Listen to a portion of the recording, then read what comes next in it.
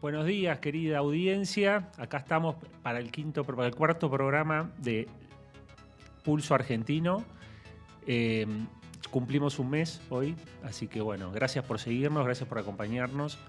Les voy a estar contando un poquito cómo vemos la economía y los mercados en esta semana, que fue un poco, bueno, en realidad desde post-elecciones venimos con semanas movidas, con semanas de descubrimientos, con semanas de idas y venidas, algunas cosas no muy claras, y bueno, eso lo que ha generado es un poco un stand-by, ¿no? Como que el mercado y los agentes económicos están esperando más definiciones, están viendo si realmente seguimos en curso con lo que se venía hablando, con lo que se prometió, con lo que se viene haciendo, y si las cuestiones pendientes se empiezan a desanudar o no. Si toda esta nueva conformación, que tanto política como del gabinete, o sea, tanto de las bancas como del gabinete en sí mismo, y de un poco el plan de acción en la cabeza del gobierno, hacen que se puedan empezar a tocar los temas o avanzar en los temas pendientes que la economía demanda. Bueno, en esa línea lo que vamos a hablar es un poco, que ya lo venimos hablando, pero la situación en postelecciones, qué estamos viendo esta semana, qué se nos viene en las próximas semanas, bien de corto plazo. Lo mismo en los mercados, vamos a tocar un poquito qué está pasando en la bolsa, qué se está descontando, qué se está viendo, cómo están actuando los precios, y en base a eso tratar de dilucidar qué es lo que está interpretando el mercado, o por lo menos dar la visión de lo que nosotros creemos que está interpretando el mercado. Y en cuanto a la economía real, ver qué estuvo pasando estas últimas 2 semanas, ¿no? La semana pasada y esta, y qué probablemente sea lo más importante, lo que va a estar mirando el mercado en estas cuestiones, ¿no? Ahora salió, por ejemplo, que el crecimiento de septiembre fue del 5%, arriba de lo esperado, golpeó menos de lo esperado, bueno, ese tipo de cuestiones. Y no vamos a dejar atrás ni dejar de hablar del rubro inmobiliario, del real estate, de ver un poquito qué es lo que estamos viendo, y un poco tratar de desmentir lo que en general se cree que está pasando, que escucho a colegas y un poco el ruido del ambiente, y yo creo que no es tan así. Y voy a contar un poquito qué estoy viendo ahí y qué es lo que en general considero que está viendo el mercado equivocadamente. Bueno, entrando en esto, ya entramos a los primeros flyers, el escenario.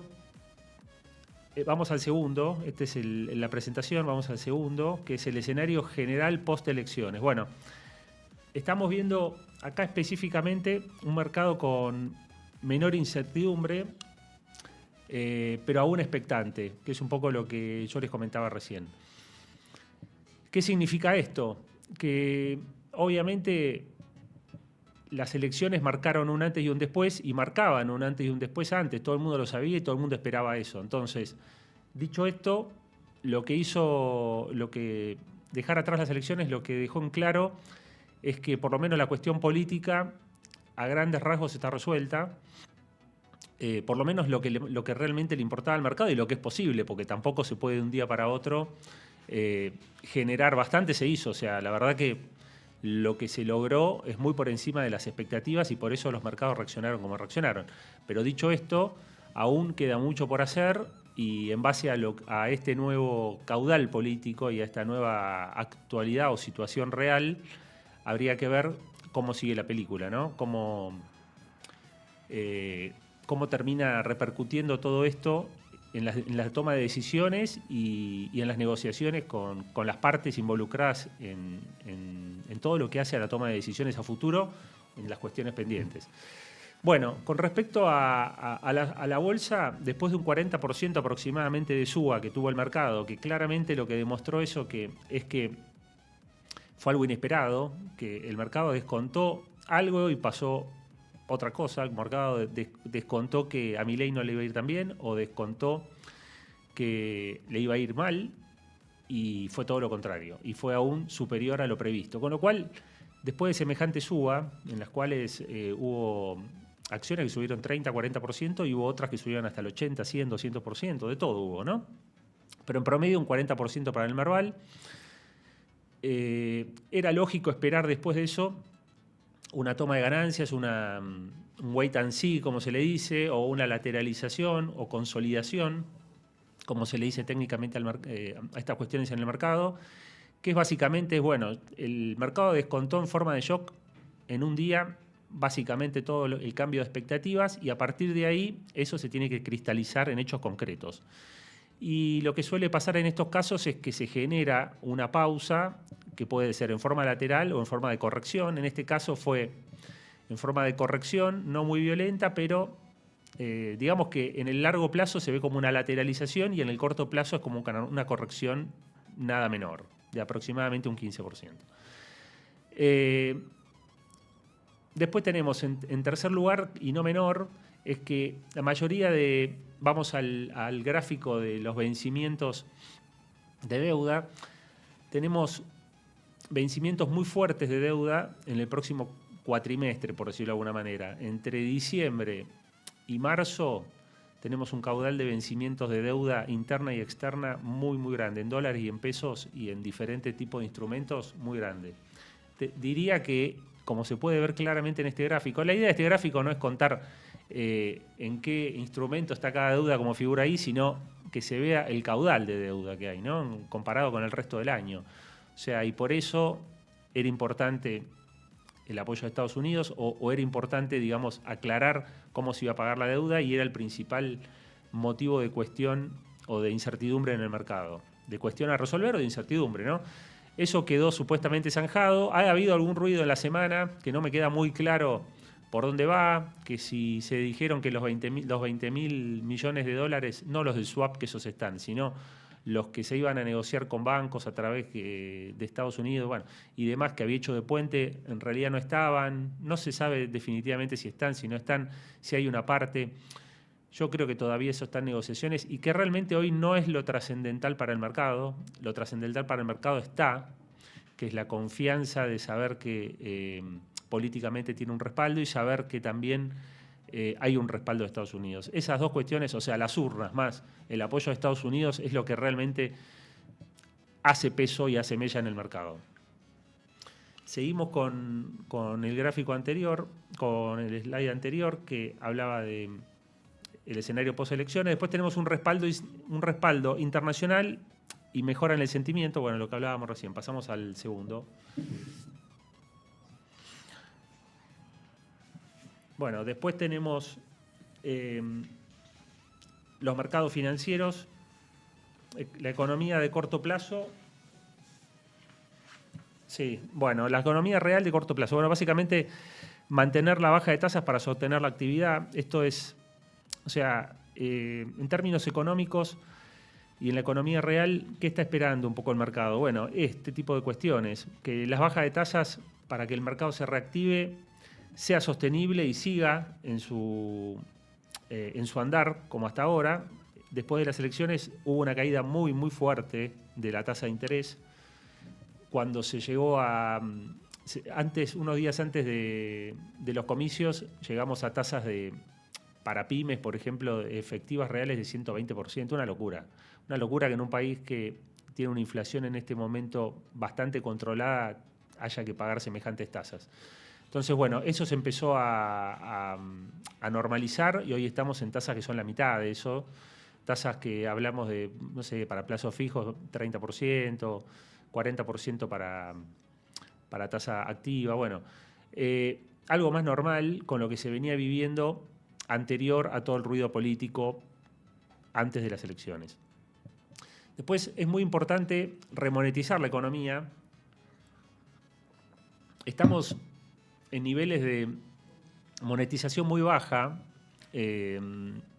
Esto es básicamente, es importante en tanto y en cuanto no haya demanda de pesos, pero si llega a haber una demanda fuerte de pesos, esto va a volver a hacer subir la tasa fuertemente. Entonces, es un tema esto. Se tendría que equilibrar con valores más normales, que hoy están a la mitad de lo normal. Estamos hablando de un 5% del PBI cuando estábamos acostumbrados a estar en un 8, un 9%.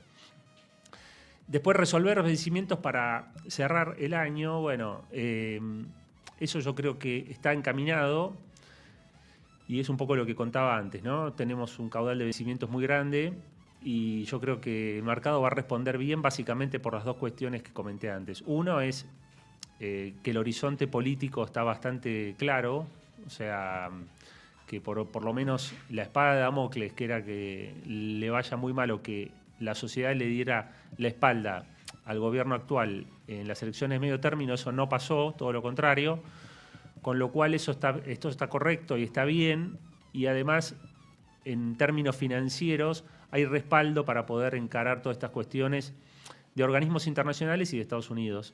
De Estados Unidos y los organismos internacionales atrás, esa es la realidad. Bueno, después potenciar el consumo hacia fin de año. Eso también es importante como para que terminemos de cerrar bien el año y quede un año optimista en cuanto a crecimiento y en cuanto a actividad y encarar las vacaciones de una forma, de una buena forma, ¿no? Mostrando que el consumo está activo, mostrando que la economía está pujante y eso básicamente lo que muestra, además de los números y del hecho en sí de que potencia toda la actividad económica, lo que muestra es cómo está el humor de la gente, ¿no? Cómo reacciona ante todo esto y cuáles son las expectativas, si la gente gasta más o no, si la gente está dispuesta a pagar un poco más o irse de vacaciones y sacar el canuto y gastarlo. Eso tiene que ver con lo que se espera, con las expectativas, y las expectativas es la base de todo en economía, es la base sobre la que hay que construir. Si las expectativas son buenas, tenemos las bases como para poder avanzar bien en forma correcta y sostenible. Si las expectativas son malas, por más buenas decisiones que se tomen, siempre digamos, la decisión del actor económico va a ser contraria a lo que se espera por esas medidas. Entonces, primero hay que cambiar las expectativas y a partir de ahí construir. Yo creo que eso se ha logrado y ahora no hay que equivocarse. Bueno, con respecto al mercado inmobiliario, hay algo importante acá. Yo lo que veo es que recién ahora empezaron a salir, el otro día, ayer o antes de ayer, vi un reporte de mercado inmobiliario que decía que los precios ya se habían ralentizado, que estaban empezando a entrar en una meseta. Bueno, en realidad esto empezó a pasar allá por agosto, por julio, diría yo, del julio de este año, ahí es cuando empezó a pasar, no ahora. Cuando empezó el ruido, cuando empezaron a subir las tasas, cuando empezaron los problemas políticos y se empezó a ver que por ahí al gobierno no le iba tan bien como se pensaba, ahí se empezó a ralentizar el mercado. Lo que pasa es que las estadísticas en el mercado inmobiliario repercuten de 3 a 6 meses o de 4 a 6 meses con ese retardo. Entonces, en este momento recién están saliendo las noticias de lo que pasaba en julio. Y yo lo que voy a decir acá es que lo que voy a comentar acá es que eso no necesariamente es así. O sea, no necesariamente no es así. Lo que estamos viendo hoy es que justamente el mercado volvió a la senda alcista y está empezando a subir nuevamente. Después los informes actuales reflejan el periodo previo, no el cambio reciente. Los informes actuales, me refiero a esto que comentaba recién del mercado inmobiliario, ¿no? De reporte inmobiliario y otros tipos de digamos, empresas que lo que hacen es sacar informes respecto al mercado inmobiliario. Las expectativas ya mejoraron, o sea, ya hay una mejora de expectativas y eso se dio a partir del 27 o el 26 de octubre, se reflejó a partir del lunes 27. Entonces, el mercado está más optimista, el teléfono está sonando más, la gente está empezando a pensar que probablemente sea oportunidad para hacer operaciones inmobiliarias y que es el momento. Respecto a esto, la visión es que retoma la tendencia. Mi visión es que hemos retomado la tendencia alcista, que lo anterior fueron 3-4 meses de lateralización, como contaba antes, que pasa en los mercados en general. No solamente pasa en la bolsa, también pasa en el mercado inmobiliario. Cuando hay incertidumbre y cuando hay momentos de zozobra o cuando hay un cambio de humor, lo que suele pasar es que se puede generar una corrección que puede ser fuerte, mediana, o una lateralización con correcciones en el medio. Eso es lo que se llama en una tendencia alcista los serruchos y en una tendencia bajista también. No siempre todo sube ininterrumpidamente, sino que suben escalones. Bueno, eso es lo que ha pasado para mí con los mercados, tanto de bolsa, o el mercado financiero, llamémoslo, bolsa, acciones, bonos, todo eso, y en el mercado inmobiliario pasó lo mismo. En el mercado inmobiliario viene una recuperación interesante y ahora ¿qué es lo que está pasando? Es que se había entrado en un amesetamiento que se ha vuelto a dar, se va a empezar a dar vuelta. No lo vamos a ver todavía en ninguna estadística, pero yo ya veo las señales de que eso es así, además de que son obvias, ¿no? De que no es lo mismo hace un mes, la expectativa del mercado hace un mes que la de ahora. Entonces, eso hay que tenerlo en cuenta y eso ya se está viendo. Se empieza a ver de qué manera, bueno, lo que les comentaba recién, mayor actividad, suena más el teléfono, llama más la gente, están más interesados en hacer operaciones y están más atentos a ver oportunidades para comprar. Pasamos al siguiente. Los desafíos de mediano y largo plazo en el mercado, bueno, yo conté hasta ahora todos los de corto. Y acá son básicamente los que hablamos siempre, ¿no? Esto hay que seguir monitoreándolo y hay que tener en cuenta esta cuestión. Pero son siempre lo mismo, es avanzar con las reformas estructurales. Esto es lo que el mercado está siguiendo muy de cerca para ver si la tendencia va a seguir o si la tendencia no va a seguir. Lo que marca la tendencia del mercado es esto, lo de mediano y largo plazo. Lo otro es marcar el ruido. Lo de corto, que es lo que hablamos antes, los vencimientos, la semana a semana, qué pasa si sale un indicador mejor o peor. Eso no es tan relevante para la tendencia de fondo. Lo que sí es relevante para la tendencia de fondo son las cuestiones estructurales de la economía. O sea, la inflación, si se está emitiendo o no se está emitiendo, si se está avanzando con la desregularización de la economía, si se avanza con las reformas estructurales, digamos, ¿no? Si se acumulan las reservas. Eso sí es de fondo y es estructural y es importante. La acumulación de reservas también es importante. Consolidar la baja inflacionaria, terminar de matarla como prometió el presidente, también es importante. Recuperar el salario real es importantísimo, es la base del crecimiento de la economía, es la base del crecimiento del valor de las propiedades, que también hablábamos antes, es la base de cualquier crecimiento, es que a la gente le vaya mejor, que haya más empleo y que se gane más dinero, entonces, y que los salarios sean cada vez mejores.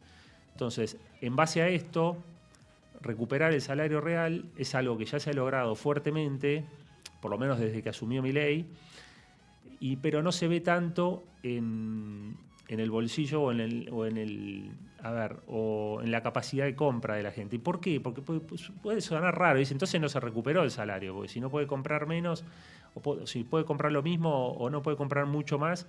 Y lo que pasó es que hubo un poco de inflación en dólares. Entonces, ese tema es importante entenderlo. El dólar está subiendo menos que la inflación en el último año y medio, 2 años.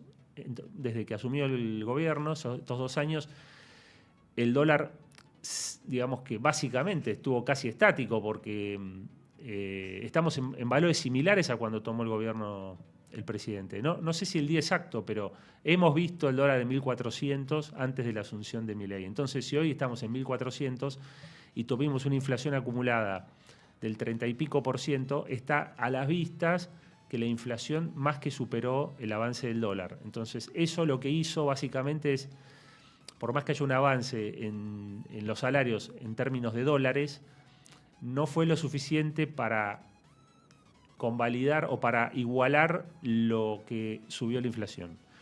Ese es el tema que estamos viendo hoy. Estamos viendo una mejora en los salarios reales en dólares, pero un atraso del tipo de cambio. Que esto ya lo he hablado en otros programas. Y yo considero que es, por lo menos a mi forma de ver, es el talón de Aquiles que yo le veo hoy al gobierno. Yo le veo ese talón de Aquiles, yo lo veo un poquito empecinado con el tema del retraso cambiario. Me trae a recuerdo malas experiencias que hemos tenido buscando hacer esto. Siempre ha resultado mal. es verdad que siempre ha resultado mal bajo otros esquemas. Esto es muy importante. Esta es la clave de todo y es por qué el equipo económico y el presidente defienden esta postura. Para ellos, primero, no hay atraso cambiario. Esto lo quiero aclarar.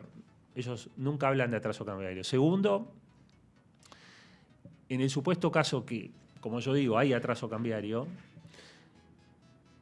lo que dicen ellos es el escenario es completamente diferente. No es lo mismo atraso cambiario con un tremendo déficit estatal, con inflación y con emisión monetaria o con toma de deuda constante para poder cubrir ese déficit. O sea, el déficit se puede cubrir. Si vos tenés déficit, partamos de que el problema era el déficit.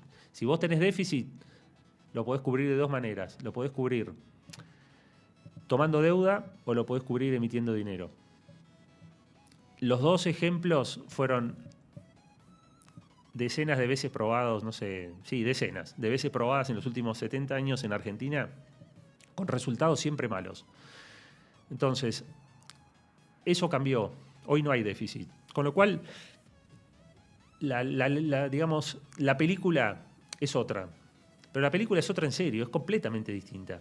Porque básicamente, a ver, yo lo voy a ver si esto creo que va a ser muy gráfico. Yo lo voy a comparar con una familia.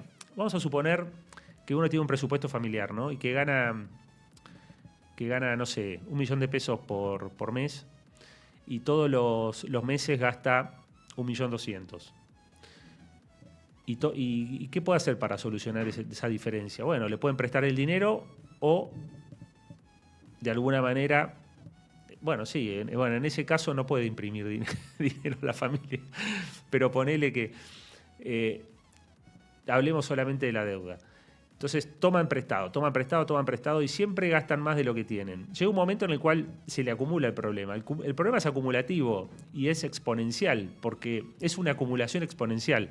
Porque si vos tomás deuda, debes todo lo que tomaste de deuda más los intereses. Y eso es así como cuando uno hace una inversión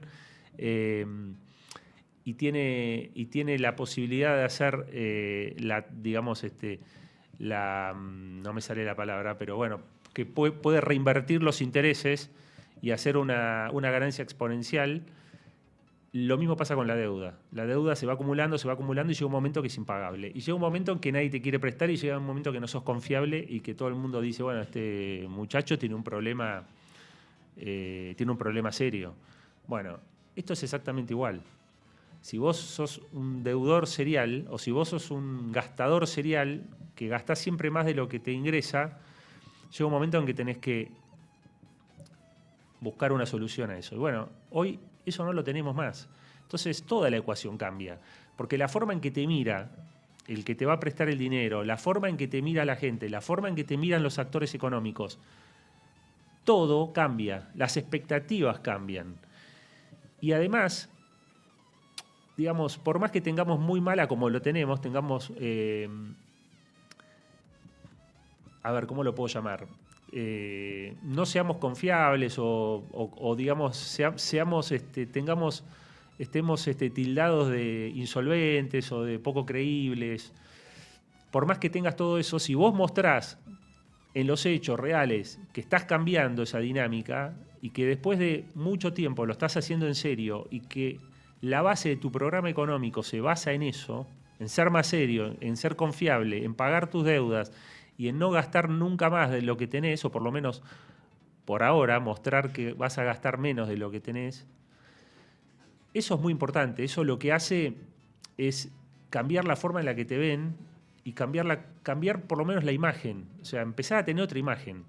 Bueno, yo creo que en eso se está basando el gobierno hoy, en darse el lujo de permitirse por ahí hacer algo que a mí es lo único que del programa económico que me genera ruido, que es atrasar el tipo de cambio y de alguna manera jugar con los precios, porque así como estoy a favor de la mayoría de las medidas que toman, estas medidas para mí son malas, en este sentido son malas.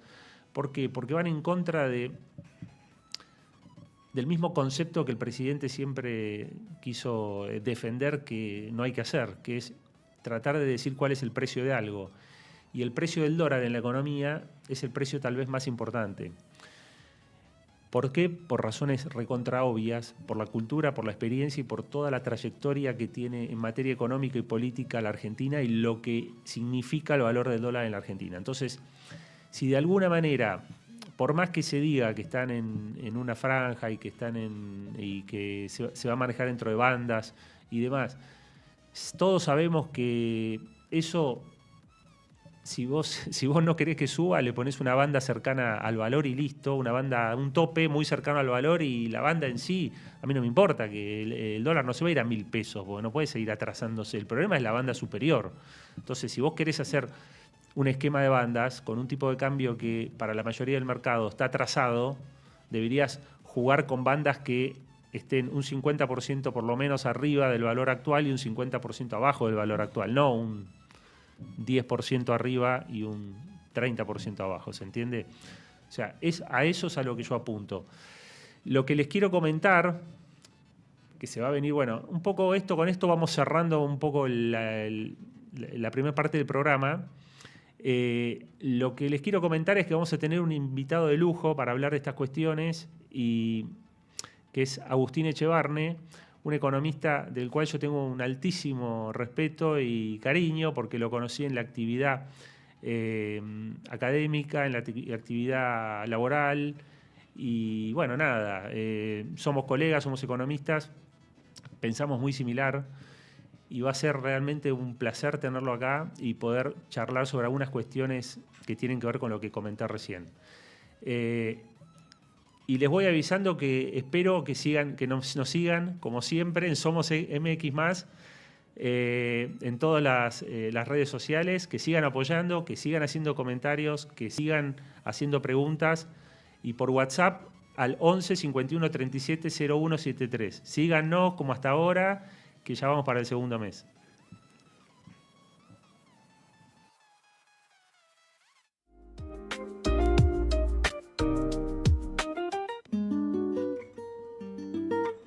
Chairtrek, fabricante de sillas de oficinas y hogar con materiales 100% premium. Servicios de reparación, restauración y retapizado a nuevo. Con Chairtrek, cada silla es más que una compra, es una garantía de confort, duración y estilo. Visita la tienda web en www.chairtrek.com.ar. Contactate al WhatsApp al 116-906-0606 o seguinos en Instagram, @ChairTrekArgentina. Chairtrek, elegí calidad y seguridad en tu inversión.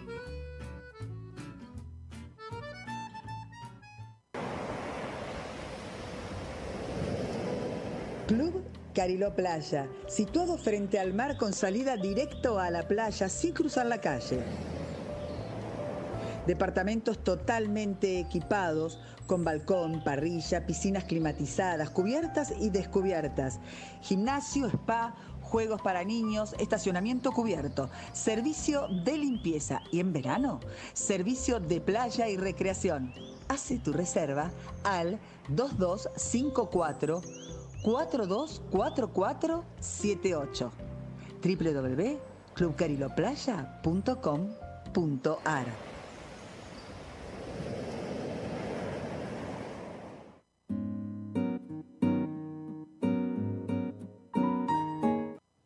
Somos Orden. Te ofrecemos el servicio ideal para que tu casa deje de ser un caos. Organizamos cada ambiente pensando en las necesidades de cada familia. Vivir en orden se puede. Comunícate con nosotros a nuestro Instagram, @SomosOrden.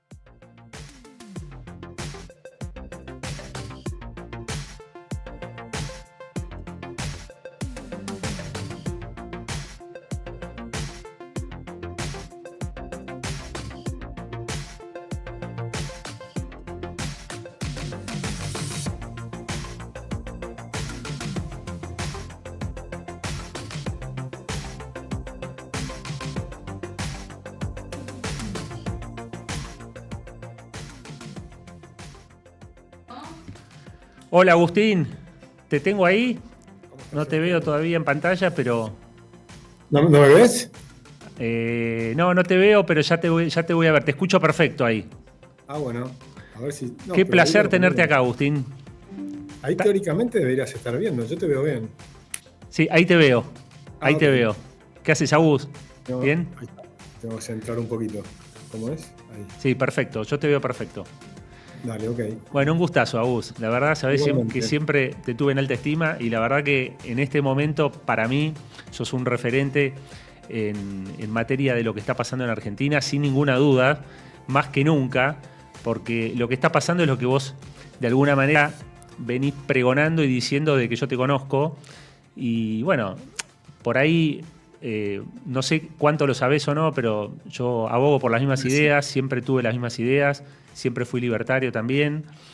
No sé si es casualidad o no, que yo nací el mismo día del presidente, el mismo año, pero bueno, ¿será que, viste, si uno cree en las estrellas y esas cosas, por ahí tenga que ver o no?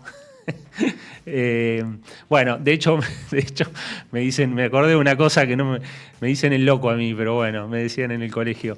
No sé si tiene algo que ver, pero bueno, será por el tema de personalidades. Bueno, escúchame, Por el Agus. 22, ¿no? ¿Eh? El 22 es el día del loco. Pero me decían el loco no tanto por la personalidad, sino porque era fanático del 22. Bueno, y las cosas de la vida. Viste que las elecciones fueron el 22 del 10. Es muy loco todo, pero bueno, yo siempre tuve la locura con el 22, no sé por qué. Bueno, Agus, yendo a lo que te quiero preguntar. Sí.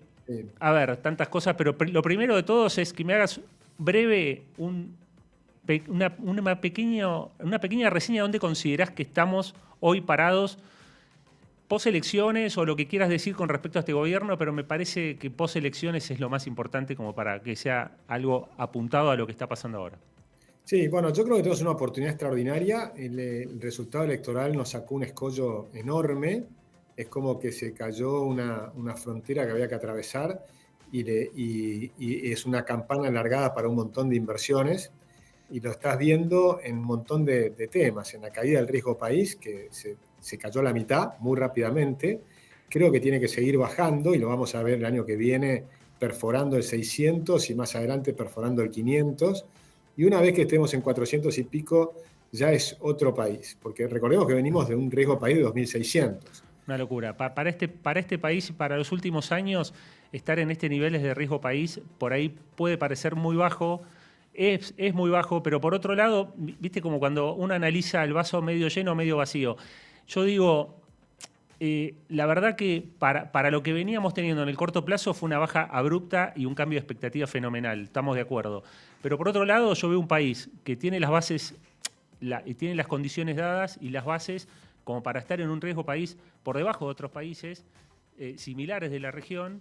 Sin duda. Yo creo que, Sebastián, que sigue siendo altísimo el riesgo país, Exacto. ¿no? Porque tenés que sumarle 600 puntos básicos, 650 puntos básicos que está hoy, son 6,5 puntos más de tasa sobre la tasa de Estados Unidos, que es Exacto. el 4,5%. O sea, estás hablando de tasas de interés de arriba del 10%. Nosotros tenemos que lograr colocar bonos al 7%.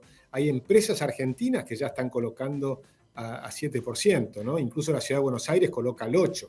Entonces están diciendo que Argentina está con un riesgo país más alto que la Ciudad de Buenos Aires, ¿no? Exacto. Bueno, yo creo que va por ahí. La cuestión es que yo creo que ya afuera están viendo de que es atractivo colocar por debajo de ese nivel, por abajo del nivel que le correspondería por el riesgo país y lo que vos estás diciendo.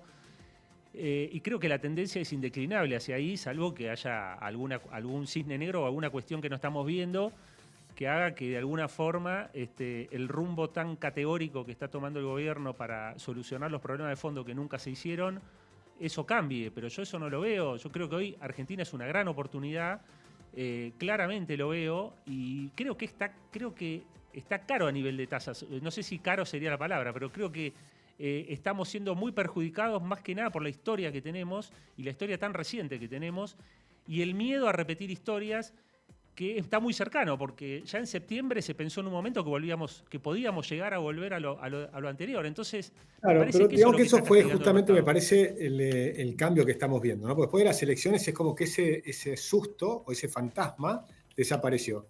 Y lo ves también en las tasas de interés locales. O sea, las tasas de interés habían volado arriba del 100%, con una inflación que este año va a ser el 30%. Entonces tenías tasas reales de interés que te mataban toda posibilidad de invertir en Argentina, te mataban la posibilidad de los créditos hipotecarios, te mataban la posibilidad del crédito para el consumo también, o comprarte un auto. En cambio ahora colapsaron las tasas y ya estamos en niveles de 30% con una inflación del 30%. Entonces ya estamos más cerca en realidad la inflación va a bajar, o sea que todavía sigue siendo alta la tasa de interés real, porque probablemente si miramos hacia adelante, yo creo que en los próximos 12 meses la inflación va a estar más cerca del 15%. Le vamos a ver que va a seguir bajando, pero estamos en una situación de donde hoy volvemos a lo que era antes. Inflación que venía en baja fuerte, tasas de interés que venían en baja fuerte, pobreza que venía cayendo fuerte y economía que se reactivaba. Ahora empieza la reactivación, lo ves en el índice líder de la Universidad Torcuato Di Tella, que subió 6 puntos o 5,97 puntos mes contra mes, noviembre contra octubre. Lo ves en la confianza al consumidor, que pegó un rebote fuerte, lo ves en la confianza en el gobierno, que está volviendo a los máximos prácticamente de toda la historia de la serie, o sea que viene creciendo fuerte también.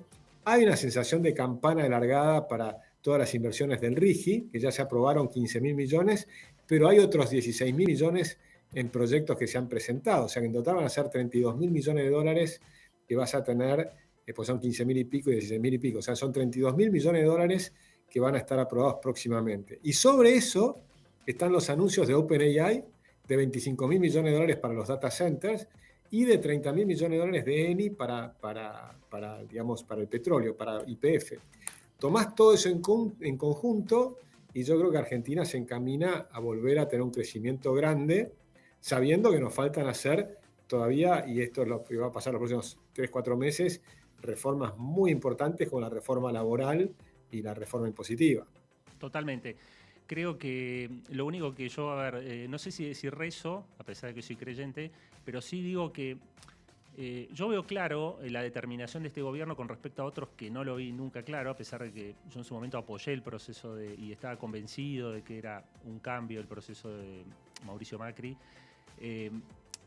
Yo veo cosas que no vi en ese gobierno claramente, que sobre todo llevados a la realidad, no discursivas, ¿no? Porque discursivas en los políticos es muy difícil, pero sí llevadas a la realidad, que es esto que estás diciendo vos, que es tomar la determinación de poner un ancla en el gasto, empezar a ordenar los precios relativos, empezar a tomar decisiones de fondo que tengan que ver con cambiar toda la estructura de la economía y llevarla hacia una economía productiva, eficiente, con tasas reales lógicas, con expectativas de la gente lógicas para el país que somos y no siempre con el fantasma de que vamos a ser el incumplidor de siempre y el que el alumno el alumno que no hace bien las cosas, que lo mandan al rincón. Bueno, pues es que, Sebastián, en las charlas que estoy dando, últimamente he dado charlas a japoneses, a chinos, a americanos, a brasileños, y en todos los casos, la pregunta más difícil de responder es, ¿y si vuelven la oposición a gobernar? Y ahí pueden cambiar todo lo que están haciendo. Esa es la pregunta que frena a la Argentina. Es que es lo más importante, Agustín, porque, a ver, no sé si es lo más importante, no me considero como para definir eso, pero creo que el mercado vota eso, porque fue lo que pasó. El mercado claramente dijo que eso es lo que le importa, lo que más allá de todo lo demás. O sea, lo que le importa es que no volvamos atrás, sea el gobierno o sea uno parecido que diga lo mismo. O sea, yo tengo bastantes esperanzas de que esto va a ser, que esta vez es distinto, porque me parece que incluso el peronismo va a cambiar. Porque el peronismo ha tenido la sociedad argentina ha mostrado un rechazo muy fuerte al kirchnerismo. Solamente el 24% votó al kirchnerismo. Pero cuando vos mirás el resto hay un montón de gente que puede ser distinta, porque dentro de lo que era el peronismo en los 90, tenía gente que era mucho más razonable. Sí. ¿No? Tenías personas que han gobernado en Argentina, que eran peronistas, que eran gobernadores, que después llega a la presidencia Carlos Menem, que tenía un equipo como Di Tella, que estaba a caballo, que tenías, incluso los sumaron al Sogaray a ese gobierno, es decir, tenían una amplitud de mentes que eran mucho más modernos, que miraban el mundo, que Menem te decía, yo quiero que los vinos argentinos estén en Europa como estaban en ese momento los chilenos. Y hoy tenemos los vinos argentinos en Europa. Es decir, que esa visión que tuvo Menem en su momento empieza a ser realidad. Es decir, que no es solamente el gobierno actual. Yo Dentro creo, del propio peronismo había gente razonable. yo El creo que tema eso es es que bueno. después se volvieron hacia Perdón. la izquierda más nefasta. Sí, sí, tal cual. O sea, a ver, yo creo que es bueno que haya una madurez política, sin ninguna duda. No sé si llamarlo madurez política o un golpe de realismo, porque yo creo que los políticos actúan como les conviene siempre.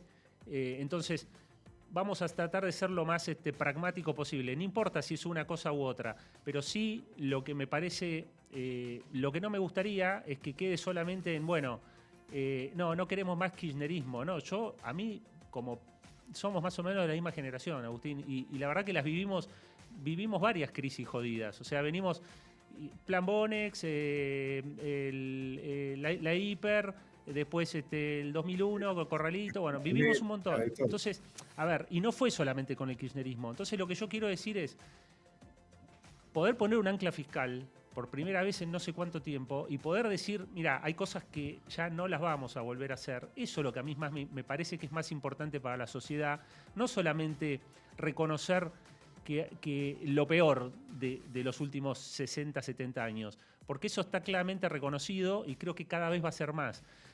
Ahora, es una oportunidad histórica para aborrecer lo otro también, dejar de que la política haga del país, porque eso es lo que yo veo por lo menos, que la política haga del país una gran caja que ver cómo agrandar, porque eso lo hicieron todos los gobiernos. El Estado creció indefectiblemente desde que yo tengo uso, razón y memoria, desde que yo estudio economía. Entonces, el Estado era una cosa hace 40 años y es otra muy distinta hoy. Entonces, lo que digo es, si no entendemos cuál es todo el problema, y yo ahí quiero abogar a algo que me parece muy importante, que vos hablás bastante, que es el tema de la educación.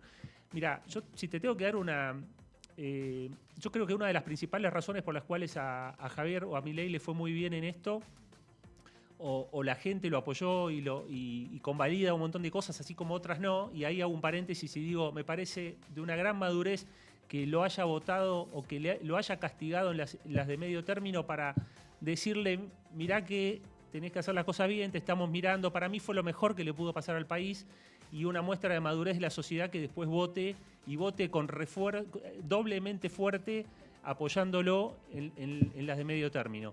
Dicho esto, digo, yo creo que fue muy importante el rol que jugó de alguna manera en informar o formar a la sociedad, él en los programas de radio, cuando salía, cuando le hacían entrevistas y demás, en cuáles son los mecanismos que utiliza los que hacen que el país vaya para atrás para llevarlo para atrás, que la gente lo entienda. Nunca lo habían explicado eso a nivel tan masivo y de una forma tan no sé si clara, porque no sé si es claro, él es muy técnico, pero yo creo que sí, que la gente lo entendió, por lo menos las cosas fundamentales.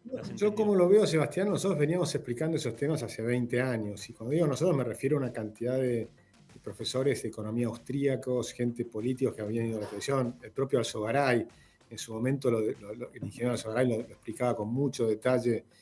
Ahora, lo que le agregó Javier Milei fue la emoción, ¿no?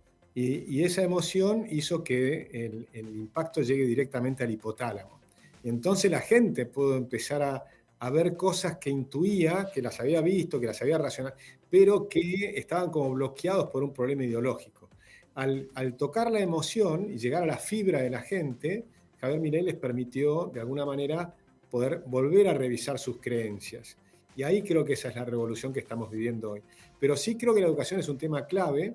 Ahora acabo de terminar de hablar con Andrés Reisnig, que está trabajando mucho en el tema de educación, y él ve cómo destrozamos el sistema educativo argentino, que por suerte el gobierno actual empieza a reconstruir. Lo está haciendo Charly Torrendel con las provincias, con algunas provincias, con el sistema de alfabetización. Habíamos adoptado métodos para tratar de alfabetizar de una manera que no funciona, que está demostrado científicamente que no funciona, y que todavía lo están usando la mayor parte de los argentinos, las escuelas argentinas. Y lo mismo las matemáticas. Perdón, Agustín, me reinteresa el tema, pero viste que el tiempo es tirano, y yo quiero hacerte una pregunta más antes de que se termine esto, porque me reinteresa, que para mí, y quiero tu opinión, para mí es el talón de Aquiles que yo le veo, el único talón de Aquiles que yo le veo, o la cuestión que no estoy de acuerdo sería, académicamente hablando, que es el tema de que ni siquiera el gobierno, no sé si llamarlo, lo reconoce o lo ve distinto, que es el tema del retraso cambiario. Acá hay mucha experiencia con respecto, está bien, yo lo que contaba antes, antes de ir con vos al aire, estaba hablando sobre eso y decía básicamente que hubo retrasos cambiarios en otra etapa de nuestra historia, muchísimos, y que a la política le viene como anillo al dedo por un montón de cuestiones, no vamos a entrar ahora porque no tenemos tiempo.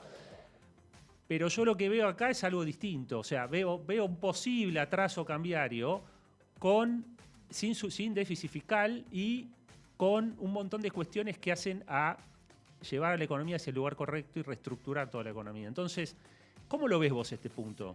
¿Lo ves así? Bueno, ¿Compartís? ¿No yo lo veo un compartís? poco distinto. Yo lo veo como que en realidad Argentina necesita tener una moneda fuerte. Okay. Ahora, la moneda fuerte no significa que hay retraso cambiario, significa que tenés moneda. Ahora, cuando tenés moneda, entonces no podés ocultar los problemas de falta de competitividad de la economía.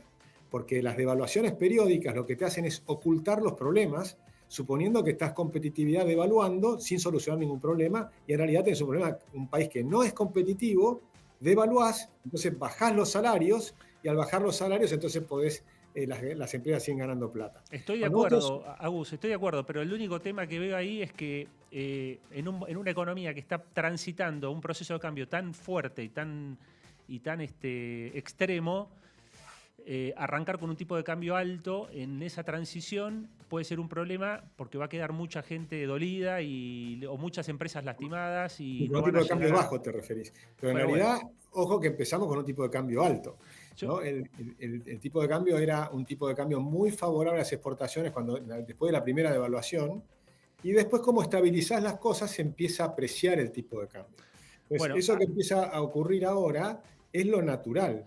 Agustín, ahí me están cortando, lamentablemente, porque ya tiene que venir el próximo programa, pero me encantaría si podemos otro día, sé que estabas con tiempo también muy acotado, que otro día podamos seguir esto, que me parece re interesante. Hay otros puntos pero básicamente tocar bien este punto, me parece un punto que me parece muy interesante lo que estás diciendo y creo que es algo que me gustaría que te explayaras. Fundamentalmente tenemos que hacer las reformas, y con las reformas va a bajar el costo argentino.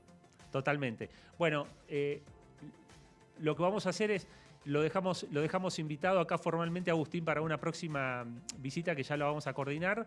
Y bueno, nos despedimos sin dejar de decir que a los que les gusta el cine no se pierdan a Cine Fanáticos, que es el programa que viene ahora, que está espectacular.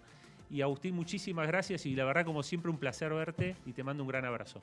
Hasta la próxima a toda la audiencia. Nos vemos. Que estén bien.